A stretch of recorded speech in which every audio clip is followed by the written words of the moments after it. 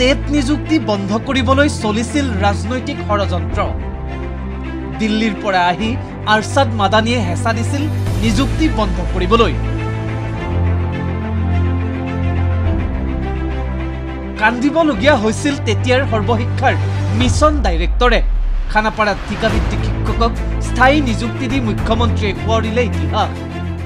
2012 চনত যেতিয়া টেট শিক্ষকৰ নিযুক্তি দিবলৈ আমি সিদ্ধান্ত লৈছিলো, দিল্লীৰ পৰা সেই সময়ত জমিয়তৰ অধ্যক্ষ মৌলানা আছাদ মাদানী গুৱাহাটীলৈ দৌৰি আহিছিল, মুখ্যমন্ত্ৰীক আহ্বান জনাইছিল যে টেট শিক্ষকৰ নিযুক্তি প্ৰক্ৰিয়া বন্ধ কৰিব লাগে। সেই সময়ত টেট শিক্ষক নিযুক্তি দিবলৈ যাওঁতে তেতিয়াৰ সৰ্বশিক্ষা অভিযানৰ মিছন ডাইৰেক্টৰত ৰাজনৈতিকভাৱে চৰকাৰত উচ্চ পদত অধিষ্ঠিত ব্যক্তি এগৰাকীৰ কোঠাত কান্দিবলগীয়াৰ পৰিৱেশ হৈছিলে। কান্দি কান্দি মোৰ কোঠালৈ উভতি আহি কৈছিল যে ছাৰ, মোৰ চাকৰি বন্ধ হৈ যাব, আপুনি টেট শিক্ষকৰ নিযুক্তি প্ৰক্ৰিয়া বন্ধ কৰি দিলে মই বাচি যাব পাৰিম। টেট শিক্ষকৰ চাকৰিক লৈ কৰা মন্তব্যৰ বাবে অখিল গগৈকো সমালোচনা মুখ্যমন্ত্ৰী ডক্টৰ হিমন্ত বিশ্ব শৰ্মাৰ।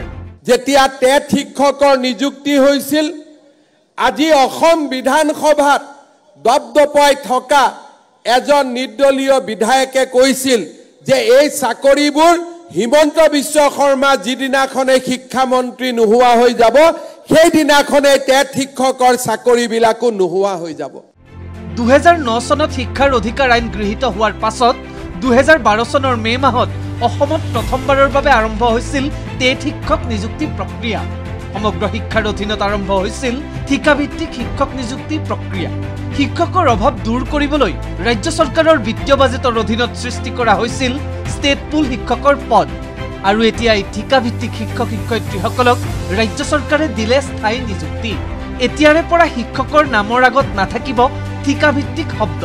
স্থায়ী নিযুক্তি লাভ কৰা শিক্ষক শিক্ষয়িত্ৰীসকলে লাভ কৰিব NPS, UPS, আপোন ঘৰ লোন আদি সকলো সুবিধা।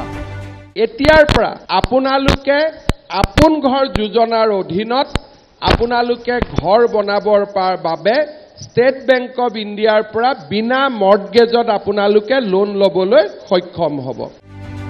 চৰকাৰী শিক্ষক বা কৰ্মচাৰীৰ বাবে চৰকাৰে আনিব নতুন আঁচনি আৰু কেইটামান নতুন স্কিম আমি অহা 4 তাৰিখে লখিমপুৰ কেবিনেটত আমি অনুমোদন কৰিম।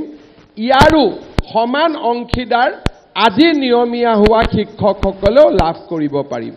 প্ৰায় 6000 বিদ্যালয়ত সৃষ্টি কৰা হ'ব নতুন প্ৰধান শিক্ষকৰ পদ।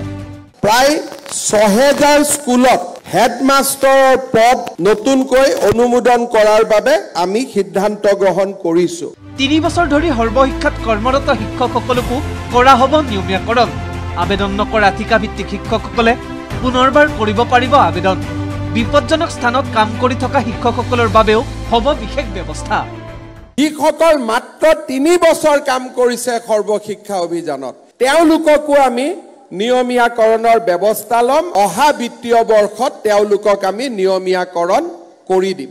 যিসকল শিক্ষক শিক্ষয়িত্ৰী কিবা কাৰণত আজি আবেদন কৰা নাই, তেওঁলোকে যদি পুনৰ আবেদন কৰিব খোজে, তেওঁলোককো আমি আবেদনৰ পথ মুকলি কৰি ৰাখিম। ঠিকাভিত্তিক শিক্ষক শিক্ষয়িত্ৰীসকলৰ চাকৰি নিয়মীয়াকৰণ কৰি প্ৰথম পৰ্যায়ত 23956 গৰাকী শিক্ষকক নিযুক্তি প্ৰদান চৰকাৰৰ। খানাপাৰাত ঠিকাভিত্তিক শিক্ষকক স্থায়ী নিযুক্তি পত্ৰ প্ৰদান কৰি মুখ্যমন্ত্ৰীয়ে ক'লে, বিকশিত অসমৰ সেনানী টেট শিক্ষক শিক্ষয়িত্ৰীসকল। আমাৰ টেট শিক্ষকসকল বিকশিত অসমৰ সেনানী হ'ব। আৰু আজি সেই কাৰ্য, আজি সেই কাম আজি আমি নিজে লক্ষ্য কৰিছোঁ। 2-এজনক বাদ দিলে অসমৰ টেট শিক্ষকসকলৰ সাধনা আৰু শিক্ষা জগতক উন্নত কৰিবৰ বাবে অসমৰ টেট শিক্ষকসকলে লোৱা প্ৰচেষ্টাক সকলোৱে আজি ভূয়সী প্ৰশংসা কৰে। অনুষ্ঠানত ভাষণ প্ৰদান কৰি শিক্ষামন্ত্ৰী ডাক্তৰ ৰণোজ পেগুৱে ক'লে, শিক্ষাৰ ডিজিটেলাইজেশ্যনত ভাৰতৰ ভিতৰত প্ৰথম স্থানত আছে অসম। ইয়াৰ বাবে 3 ছেপ্টেম্বৰত ভাৰত চৰকাৰে পুৰস্কৃত কৰিব অসমক। গোটেই শিক্ষা ব্যৱস্থাৰ যি প্ৰশাসনিক ব্যৱস্থা তাৰ আমি ডিজিটাইজেশ্যন কৰিছোঁ শিক্ষা সেতুৰ জৰিয়তে আৰু বিভিন্ন পোৰ্টেলৰ জৰিয়তে। আজি আমি ভাৰতবৰ্ষৰ ভিতৰত ডিজিটাইজেশ্যনত স্কুল এডুকেশ্যন আমি 1 নম্বৰ প্ৰথম স্থান লাভ কৰিছোঁ। অহা কালিলৈ ভাৰত চৰকাৰে মুম্বাইত সমগ্ৰ শিক্ষা বিভাগক ইয়াৰ কাৰণে পুৰস্কাৰ প্ৰদান কৰিব। ইফালে স্থায়ী শিক্ষক হিচাপে নিযুক্তি লাভ কৰিও শিক্ষক শিক্ষয়িত্ৰীসকলে কয় যে ভৱিষ্যত সুৰক্ষাৰ স্বাৰ্থতে বুকুত শিল বান্ধি আহিছে শিক্ষকসকল। এফালে কিছু আৰ্থিক লোকচানৰ বিষয় জড়িত হৈ আছে, আনফালে ভৱিষ্যতৰ সুৰক্ষাৰ প্ৰশ্ন জড়িত হৈ আছে। গতিকে এই শিক্ষকসকলে ভৱিষ্যত সুৰক্ষাৰ স্বাৰ্থত আজি বুকুত শিল বান্ধি ইয়াত উপস্থিত হৈছে। মই 2014 জইন কৰিছিলোঁ। চৰকাৰৰ এইটো কামত কিছু পৰিমাণে সুখী যদিও অলপ দুখীও হৈছোঁ। আমি পাই থকা স্কেলটো এতিয়া অলপ কমি যাব, সেইটো কাৰণে অকণমান দুখ লাগিছে। কিন্তু স্থায়ী নিযুক্তি পাম, সেইটো এটা সুখৰ খবৰ। অলপ দুখী অলপ সুখীও, কিন্তু নথৈ আনন্দতে এইটোৰ জৰিয়তে পৰিয়ালৰ এটা সুৰক্ষিত হ'ল। প্ৰতিশ্ৰুতি অনুসৰি 1 লাখতকৈও অধিক নিযুক্তিৰ ক্ষেত্ৰত আন এক সবল খোজেৰে খানাপাৰাত ৰাজ্য চৰকাৰে অনুষ্ঠিত কৰিলে বৃহৎ নিযুক্তি সমাৰোহ। এই অনুষ্ঠানৰ পাছতে পুনৰ 50,000ক নিযুক্তি প্ৰদানৰ প্ৰতিশ্ৰুতি দিছে মুখ্যমন্ত্ৰী ডক্টৰ হিমন্ত বিশ্ব শৰ্মাই। 50,000 নিযুক্তি আমি লাইনত দি দিছোঁ আৰু আমাৰ কাৰ্যকালতে ইয়াক সম্পন্ন কৰিব চেষ্টা কৰিম, যদি কোৰ্ট কেছ নহয়। ভিডিঅ' জাৰ্নেলিষ্ট ৰূপম ভাৰদ্বাজৰ সৈতে প্ৰবল প্ৰতিম ডেকাৰ ৰিপৰ্ট ND24।